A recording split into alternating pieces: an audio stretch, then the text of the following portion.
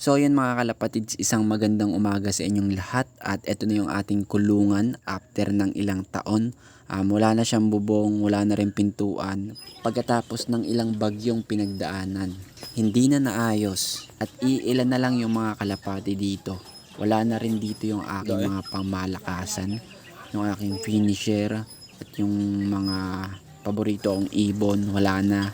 Hindi ko nakilala yung mga ibon na to. May mga dagit ditong netoy. At ngayon, huhulihin ko sila isa-isa kasi gusto kong mahawakan at makita yung mga mata nila. At siguro ipapamigay na lang natin sa tropa natin dito kasi para maalagaan ng tama at hindi na makapirwisyo dito kasi yung ipot at wala na silang kulungan. Napakailap pa naman ng mga kalapating to.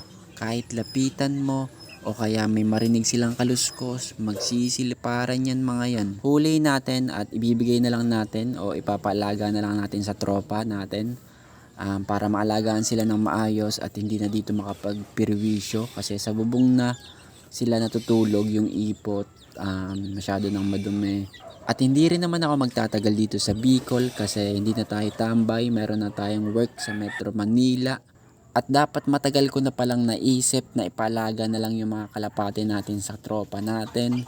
Kasi para hindi naman nasayang yung pagbibreed ko at yung mga ibon ko na biniling kamahal-mahal.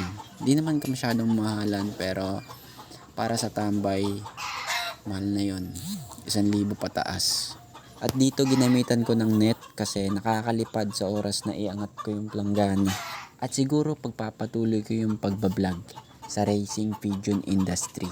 Pero hindi na dito sa Bicol kundi doon na tayo sa Metro Manila. At yon, makilala natin doon yung mga pigeon puncher, yung mga idol natin.